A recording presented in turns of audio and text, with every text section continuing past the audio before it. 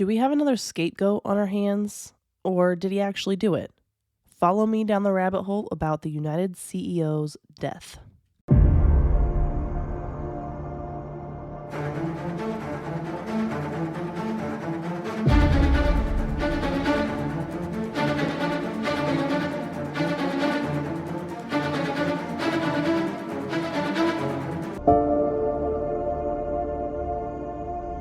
Hello, friends, and welcome back to the rabbit hole. I'm your host, Danny, and today we are talking about the death of Brian Thompson, the United Healthcare CEO, and mostly actually Luigi Mangione, who has been allegedly was the killer, or he's been charged actually. He was charged with the murder of Brian Thompson. So thank you to everyone that has been messaging me.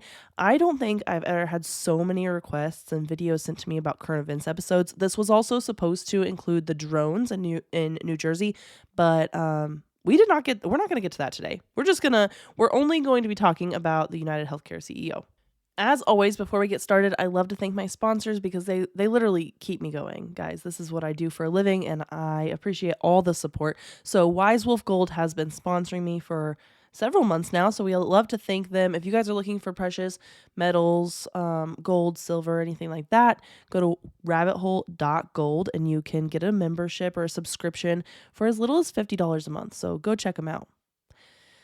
Brian Thompson, the CEO of United Healthcare, was shot and killed on December 4th outside the New York Hilton Midtown in Manhattan.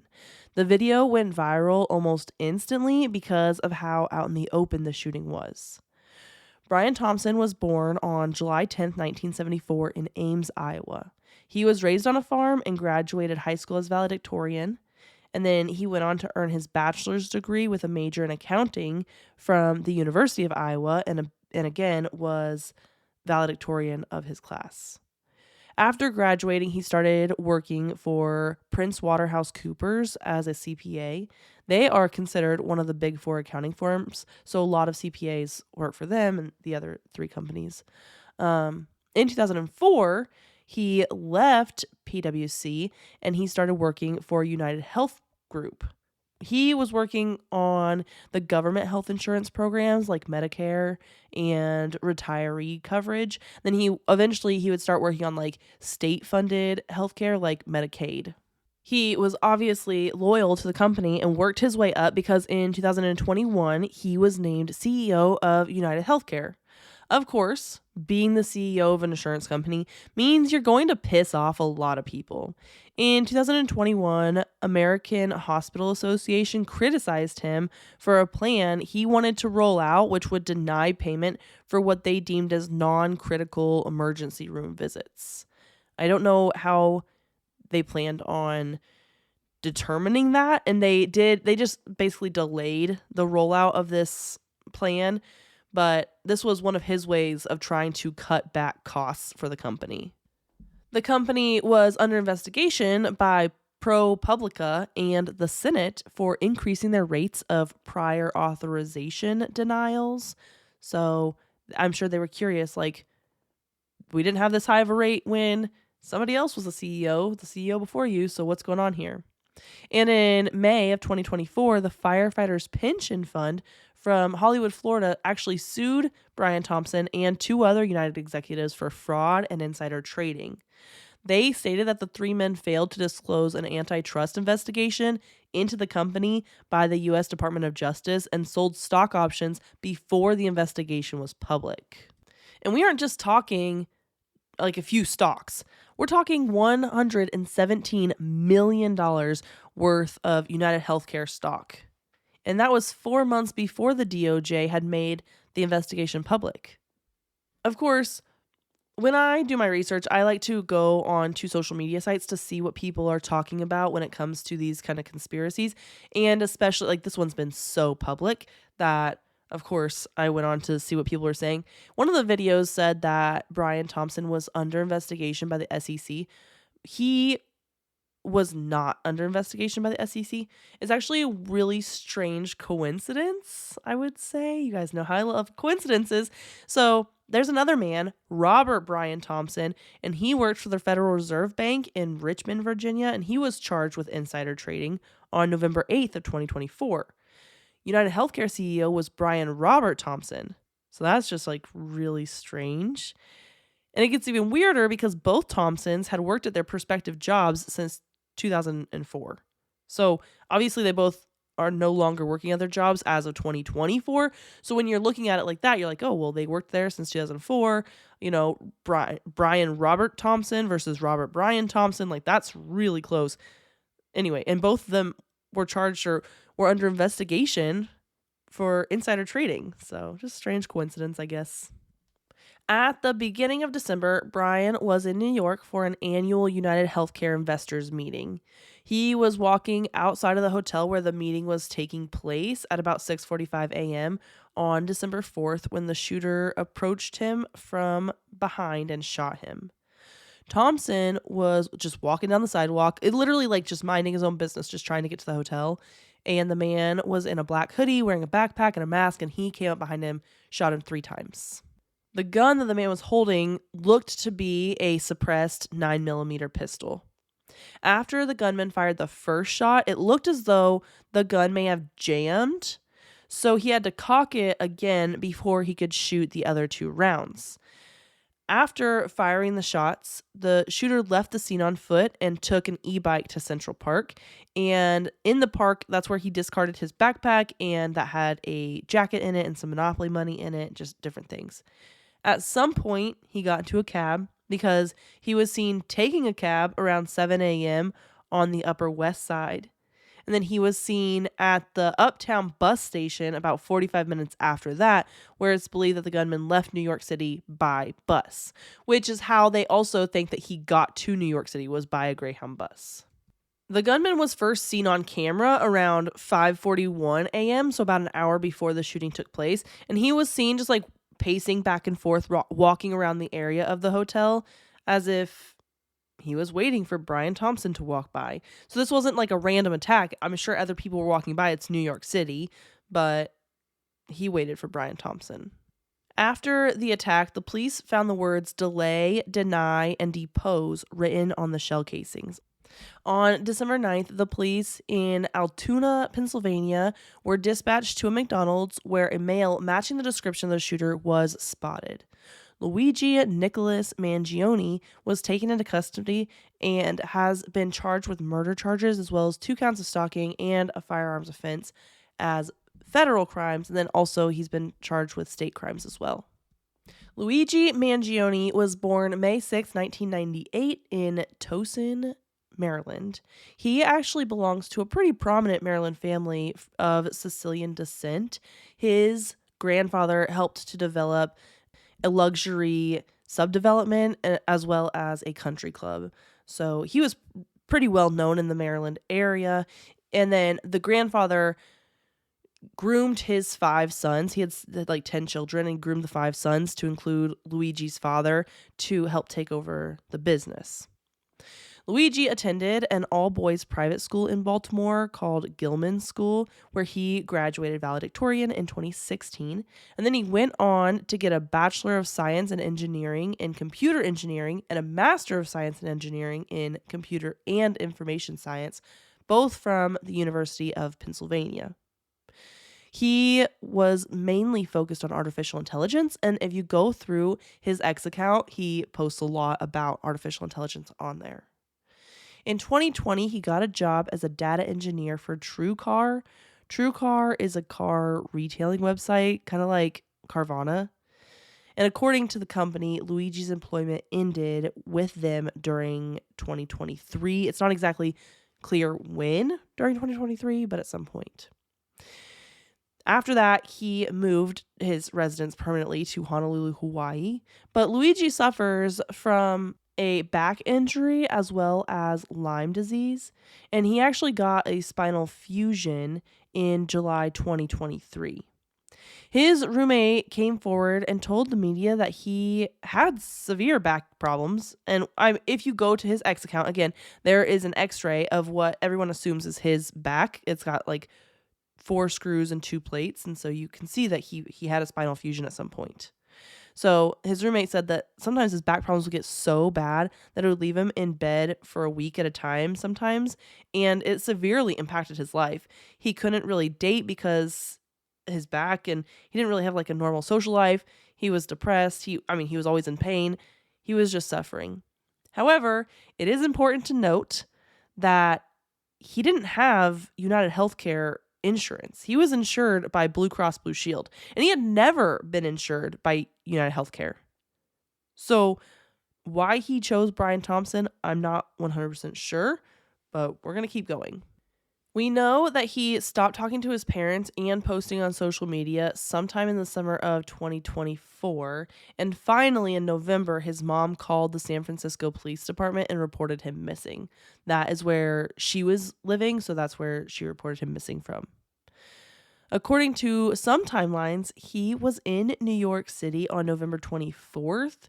He arrived on a Greyhound bus and then took a taxi to the area of the New York Hilton Midtown and was there for about half an hour, just kind of like exploring the area.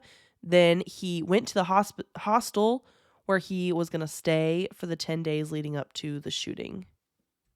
The people that shared his room at the hostel said that they never really saw his face because he would always keep his mask on. And then even like the employees, they're like, we really didn't see him. Only one employee at the hostel said that they saw his face. And it was only once when he briefly pulled down his face mask and smiled. And that image was pulled from the security cameras and circulated widely. So people had some sort of image of who the shooter was. When Luigi was arrested, they found him with a handwritten manifesto that expressed ill will towards corporate America and a gun. And we're going to go further into that in just a little while. The gun that he had was found to be a match with the shell casings that were found at the scene of Thompson's death. Also, while the shooter was waiting outside the hotel the morning of the shooting for Brian Thompson to come out to go into this hotel, because Brian Thompson was staying at the hotel across the street. So they were just waiting for him to come over to this hotel. They went into a nearby Starbucks and bought a water and a couple energy bars. Luigi's fingerprints were the ones that were on this water bottle and the wrappers of the energy bars that were found in the nearby trash can. And also, you have to know that Brian Thompson wasn't staying in the hotel where the meeting was happening, which I feel like that's just a crapshoot. Like, how would you know that? How would anybody know that? Like, unless you've been stalking this dude, which, I mean, he was charged with stalking crimes, but the fact that he was not staying in that hotel and you're like, well, if I just wait outside this hotel, he'll walk by eventually. Like, you must know a lot about his whereabouts and his movements. Anyway, so while you're waiting for Brian Thompson to come by, you run into the local Starbucks, grab yourself a water bottle, a couple energy drinks, convenient, and then you throw them in the trash can right outside the hotel, also convenient, and they're a match for Luigi's fingerprints. I did hear, and I couldn't re-find it, so again, this is just hearsay, that he allegedly flirted with the barista at Starbucks. Like, he pulled down his mask and was hitting on her, which I feel like is very careless for, like, you've been so careful the 10 days leading up to this shooting while you're at this hostel, not showing the people that you're sharing a room with your face, even though they don't know what you're going to do. They don't know why you're here. Like, you're just in a hostel, right? Whatever. Everyone's here for different reasons. It's New York City. Well, now you're going to pull down your mask and flirt with the barista at Starbucks? It just feels very careless. Anyway, again, that was just a rumor I heard. I couldn't re-find that information. So when you're in my comments, please don't be mean if that's incorrect. Luigi was taken into custody in Pennsylvania and has since been extradited to New York City. He is actually being held at the Metropolitan Detention Center in Brooklyn, which oddly enough is the same place that Diddy is currently being held. And oh, by the way, Diddy and Luigi's lawyers are married to each other. Not the same lawyer, they both have different lawyers, but those two lawyers are married to each other. Just, But the conspiracies go so much deeper. And there are two options here. So either Luigi did it, or he didn't do it and he's just the scapegoat. Obviously there's two options, but I just thought I'd lay it out because that's how the conspiracies go back and forth. So first things first, he did it. He was the one that pulled the trigger. He killed Brian Thompson. Why? And it kind of like comes down to this number 286. Everyone's pointing to this number 286. Why is this number so important? Why are people talking about it? Because there are so many references to this number. So first things first, on Luigi's X profile, which he was very active on for a long time, he has 3 pictures as his banner photo. One of them is a Pokemon. The next one is an X-ray of his what we're assuming is his lower back, and the last one is a shirtless picture of him in Hawaii. I'm assuming that he was hiking or something. So shows 3 things, and the Pokemon is just super random. It just feels like okay, are you super into Pokemon? And also, like, this isn't a very common Pokemon. I don't know much about Pokemon, so don't be getting at me about this. I don't know hardly anything about Pokemon, but I Googled it. The Pokemon is Breloom, who's like a mushroom Pokemon, I guess, and it is number 286. Now, maybe that's just his favorite Pokemon, but there are a couple other weird things that involve this number, like the fact that he only had 286 posts on his profile, that he had been deleting posts and adding posts, and he had been manipulating his profile to where he only had 286 posts on there. So that's odd. It's also strange that he was found 286 miles away from the scene of the crime, and he took Route 286 to get there. Both things are very odd, but I don't know, maybe it was just a strange coincidence. How about the strange coincidence that in the backpack that he left in Central Park, there was Monopoly money? Monopoly happens to have 286 pieces in it. Just strange. So there are 2 different reasons why he might be bringing up this number, and they might be connected. So firstly is Proverbs 28:6, which states, "Better the people whose walk is blameless than the rich whose walk is perverse." And then there's the denial code 286, which insurance companies use when the appeal time limit for a claim is not met. The healthcare provider or billing entity basically didn't submit the appeal within a certain time frame after receiving a denial for a claim, so the claim was fully denied. Some common causes of this code are missed appeal deadline, incomplete appeal documentation, lack of supporting evidence, insufficient explanation of medical necessity, failure to follow appeal guidelines, lack of communication with the payer, incorrect coding or billing errors, non-covered services, lack of authorization, inaccurate or incomplete patient information. And isn't it interesting that the Senate was investigating United Healthcare and Brian Thompson for the amount of denials that they were having? After he became CEO, the denials shot up. How many of those denials were coded 286? But that's not all. There is another code that he was alluding to, and that's the 128 code. So when he was caught at McDonald's, he gave the police a fake ID. He actually had multiple fake IDs on him when he was caught. The one that he gave them said that he was from New Jersey and he lived on 128 Sherman Place. Now, my friend Maverick, who I've had on the podcast a couple of times, he did a deep dive into this, and it gets crazy. So buckle up. The Francis Scott Key Bridge collapsed at 1:28 a.m. The first tower on 9/11 went down at 10:28 a.m. Leave the World Behind came out last year on December 8th, 12/8, or 128. And Leave the World Behind was showing the world falling into disarray.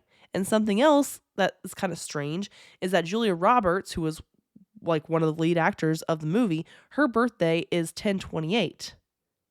And Matthew Perry, who died on Julia Roberts' birthday, 10/28, 128, but Matthew Perry was in the show, or famous for the show Friends, and in the movie Leave the World Behind, the daughter was obsessed with Friends. It's just like weird coincidences, right? And lastly, the GameStop short squeeze came to its height on January 28th, 128. And if you remember that GameStop, the short squeeze that happened when like all the little guys were trying to beat like the big hedge fund people, and they were using Robinhood to do that, the trading app Robinhood. Well, everyone is referring to Luigi. It's very like everyone I feel like on the internet's referring to him as Robin Hood right now. But also, I'm wondering if like this was a nod to the short squeeze because of the insider trading Brian Thompson was being accused of. Or maybe, I mean, it could be both. The question is, was this Luigi's way of trying to warn people that the system is going to collapse? That everyone needs to be aware because the system's coming down. I mean, and that is, of course, if he was the shooter. But that's not all. Of course, that's not all. So in February 2024, United Healthcare was hacked, and that may have led to a breach of patient data. And of course, people were pissed about this. They're like, I don't want my health information being leaked. Well, the Nancy Pelosi happened to be making very suspicious trades the same day of the hack. The company she traded that day, the suspicious trades she was making, were Palo Alto Networks. And ironically enough, United Healthcare chose Palo Alto Networks to help with the investigation after the hack. That's odd. Well, Nancy Pelosi has a connection to Luigi Mangione as well. Because why would she not?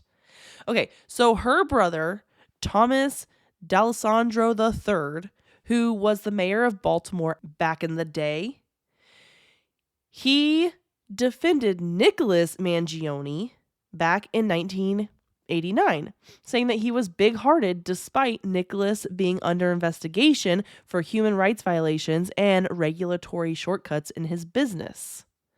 And Thomas said people that criticized Nicholas Mangione just didn't understand what drives him. Okay, if you remember, Luigi comes from a prominent family. His father is Nicholas Mangione. Not father. His grandfather. Excuse me. Grandfather is Nicholas Mangione. That's how the family made their money. Nicholas Mangione has like 10 kids and 37 grandkids, and Luigi is one of the 37 grandkids.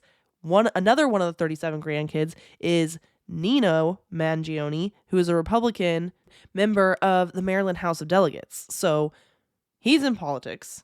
Grandfather helped to build Maryland, and Luigi just killed the United Healthcare CEO. Interesting. It just all seems like too coincidental to me. His family said that he's been missing for months, and they even took to X looking for him.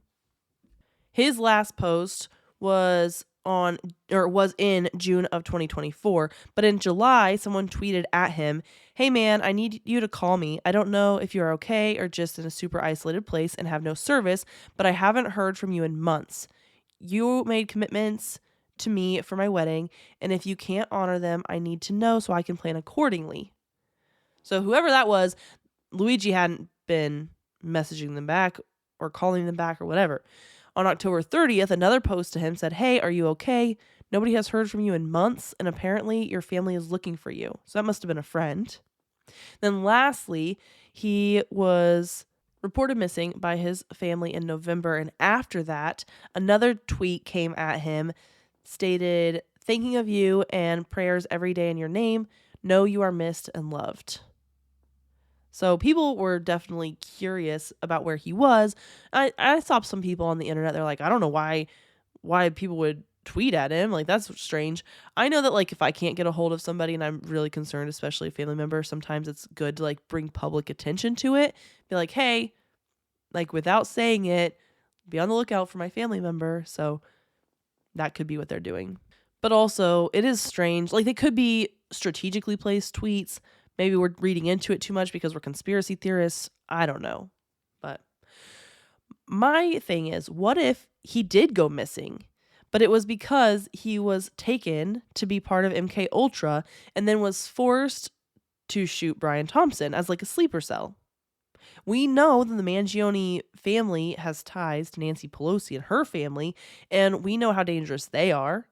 And maybe this is payback for everything that Thomas D'Alessandro did for Nicholas Mangione back in the day. I mean, maybe.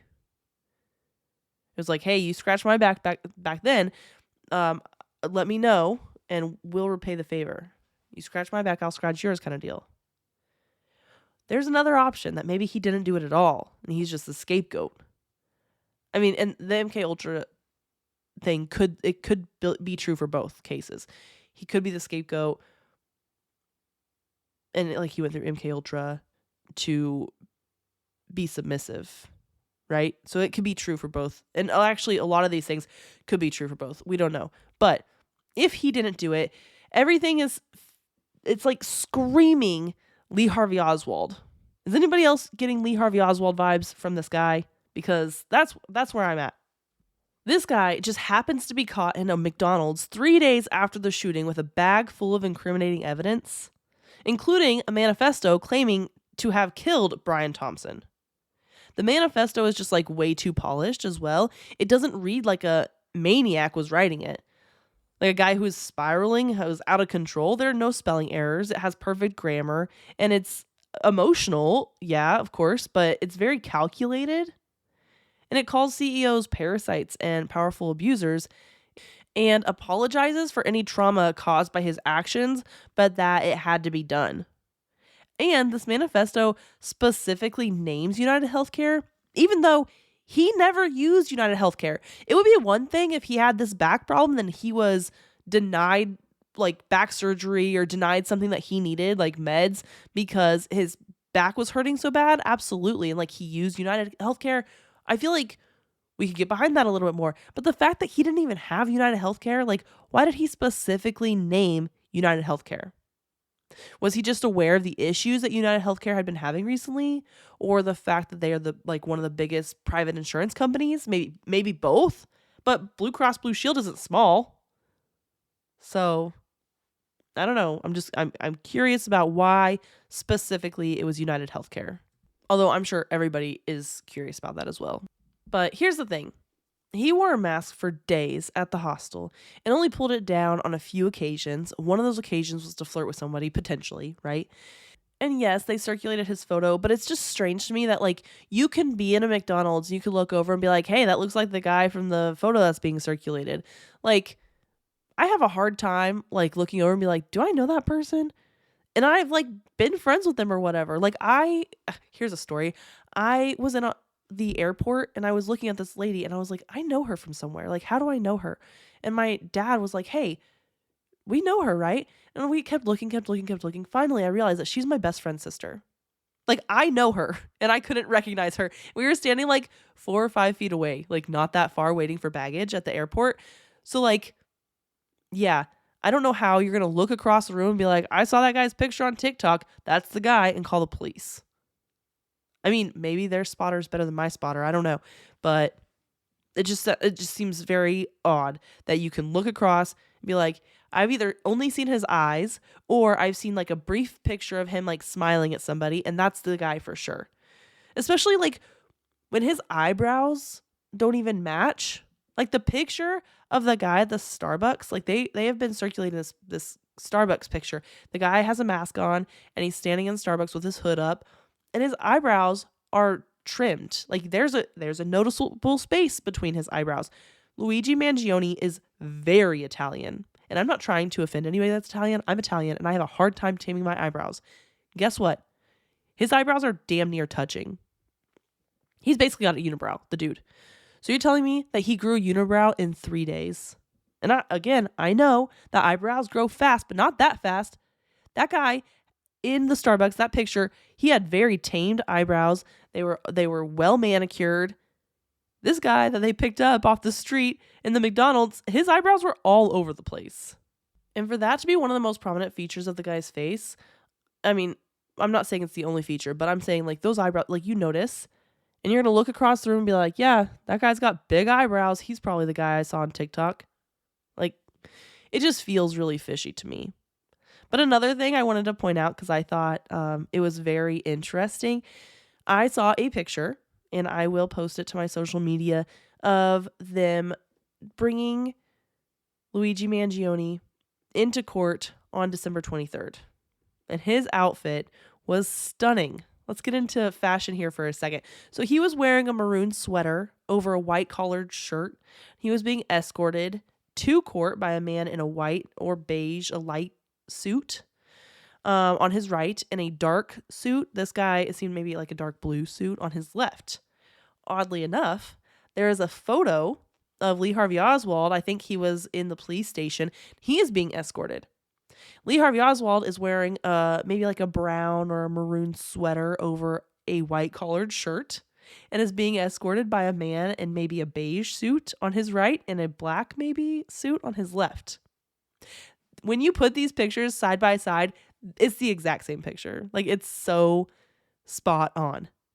Like, they're telling you in your face, this guy's Lee Harvey Oswald, just another scapegoat. That's what they're telling you. But you know what's really cool is that they're covering up that fact with the fact that he was actually just matching his lawyer in court. And that's why he was wearing the maroon with the collared shirt, because his lawyer was also wearing a maroon sweater and a collared shirt. So they were like twinning that day. How cute. But really, he was matching Lee Harvey Oswald just so they could throw that in your face. I think they get some like sick gratification from telling us the truth without telling us the truth. And like still getting their way. Does that make sense?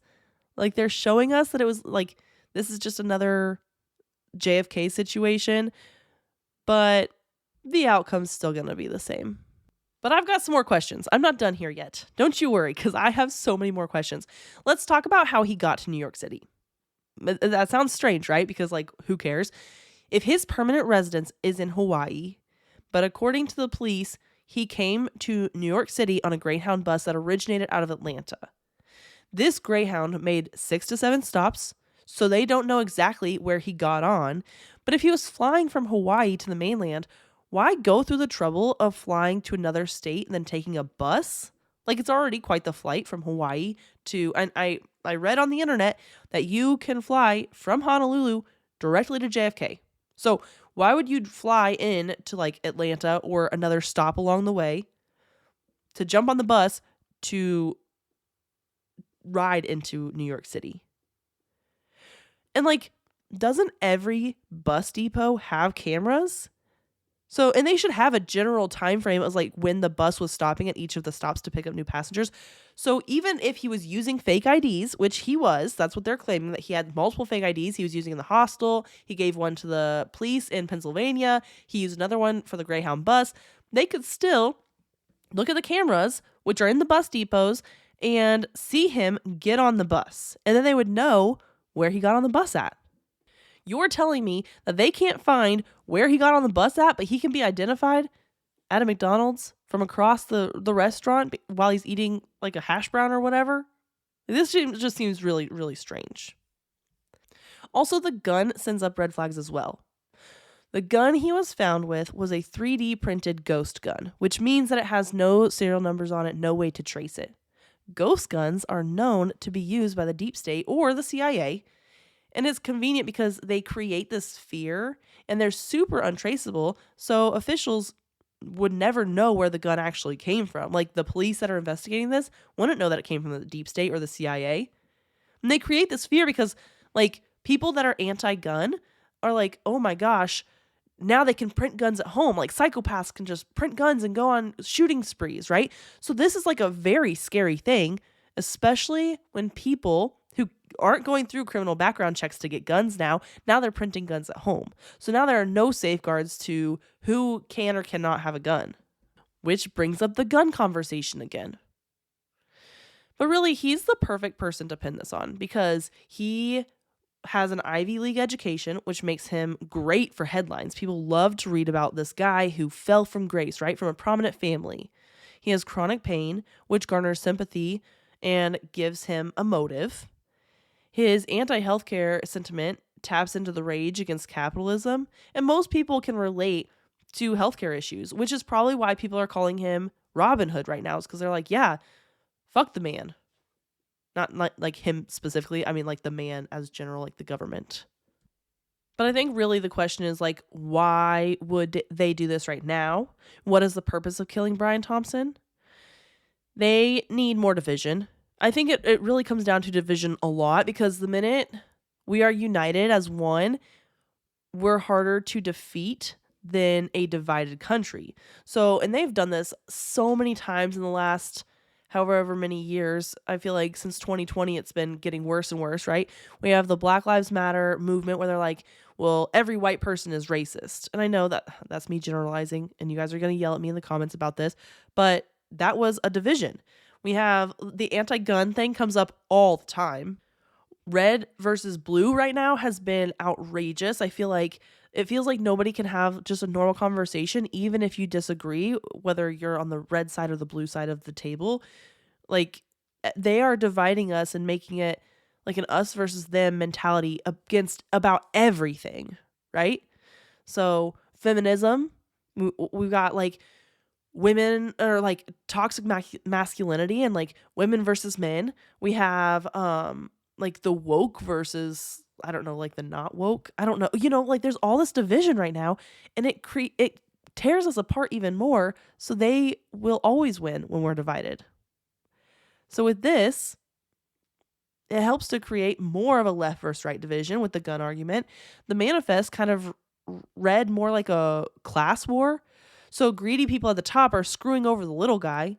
And even if most people are appalled at what Luigi did, and rightfully so, like he killed a man, they can still relate to being screwed over by the healthcare system. And like I said, people are calling Luigi a modern day Robin Hood, especially because everything is being approved right now in the healthcare system. And people are like, oh, cool, like my MRI that got denied, it's being approved now because the healthcare system is now scared. But also, and I hate to say this because a man died, but this could have been a distraction. Like I said, this sucks because somebody died. And it was awful. Two people lost their father. He had 2 sons. He had a wife. He was separated from his wife, but that doesn't, I mean, I would still love somebody had I been married to them for that long. He had family.